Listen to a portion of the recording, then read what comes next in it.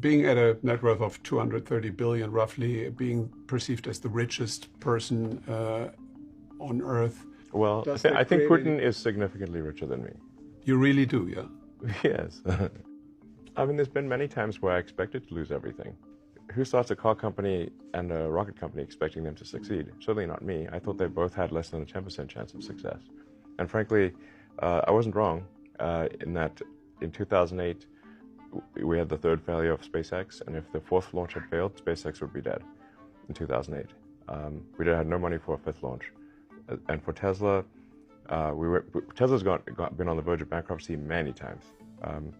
And we closed the financing round in 2008, because remember, at the end of 2008, General Motors and Chrysler were going bankrupt, and Ford was almost bankrupt. So imagine trying to raise money for an electric car startup while General Motors is going bankrupt. And people were angry that I even asked. But we were able to just barely raise enough money to squeak by and close the financing round for Tesla on the last hour of the last day that it was possible in Christmas Eve 2008. And if we had not closed that financing round then, it would have gone bankrupt 2 days after Christmas. With all your knowledge and products, services, you're almost a strategic weapon in modern warfare.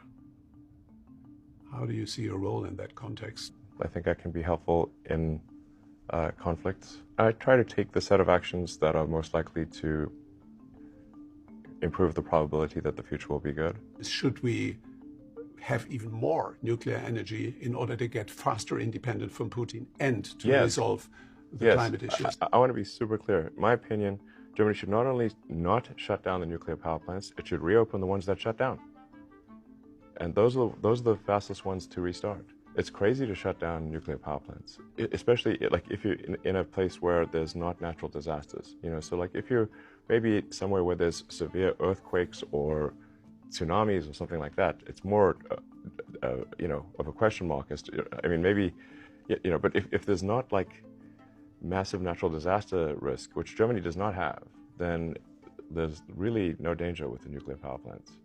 And you don't see any safer alternatives that could have a similar effect? I think long term, most of civilization's energy is going to come from solar, and then you need to store it with a battery, because obviously the sun only shines during the day, and sometimes it's very cloudy.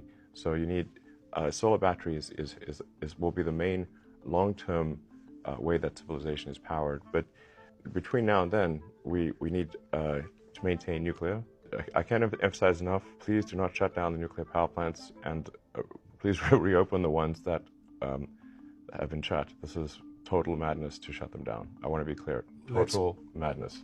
You have recently presented Optimus, human robot, and you shared great expectations what that could do for the world. Yeah. Could you explain a little bit your motivation?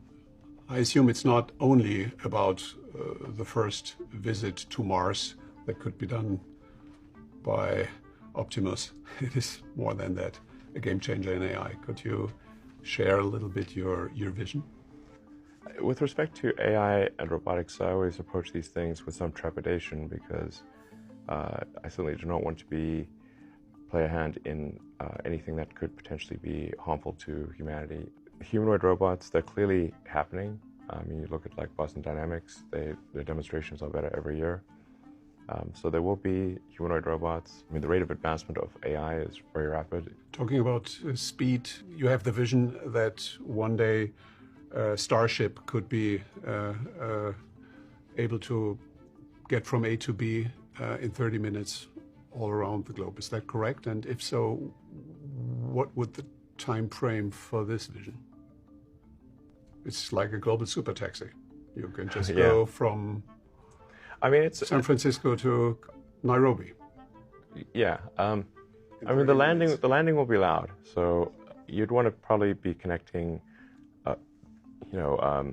cities that are next to oceans or seas, such that you can land maybe,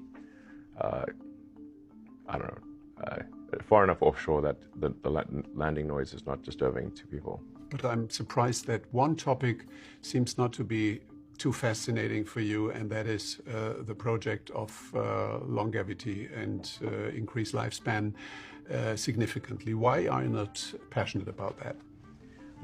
You're not personally interested in living longer? I mean, I don't think we should try to have people live for a very long time. That it would cause ossification of society, because the truth is, most people don't change their mind; they just die. And so, if they don't die, they will be stuck with old ideas, and society won't advance. I think we already have quite a serious issue with the gerontocracy, where the leaders of so many countries are extremely old. Look, I mean, in the U.S., it's very, very ancient leadership, and it's just impossible to stay in touch with the people if you're at the if you're like many generations older than them. And the founders in the U.S., they put minimum ages for political office, but they did not put maximum ages, because they did not expect that people would be living so long, but they should have. Because you really want, in order for a democracy to function well, the leaders must be reasonably in touch with the bulk of the population. And if you're too young or too old, you can't say that you would be in touch.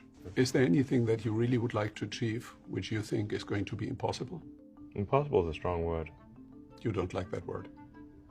Well, it's a strong word. I mean, I sort of approach things from a physics standpoint, and the word impossible is, more or less banned in physics. I'm really worried about this birth rate thing. That's been troubling me for many years, because I just don't see it turning around. Every year it's worse. And I drive my friends crazy. Walter Isaacson is planning a biography, and he has written a biography on Einstein, on Steve Jobs, on Benjamin Franklin, and Leonardo da Vinci. Among the four, with whom would you like to meet and have a glass of wine?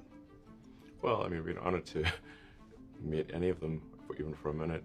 I think Ben Franklin would be the most fun at dinner.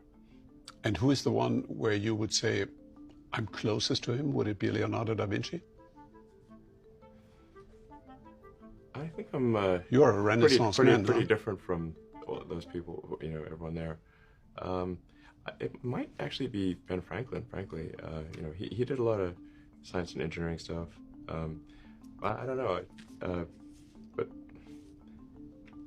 it's funny. Da Vinci thought of himself first and foremost as an engineer, and for the time he was pretty impressive. What is your biggest hope?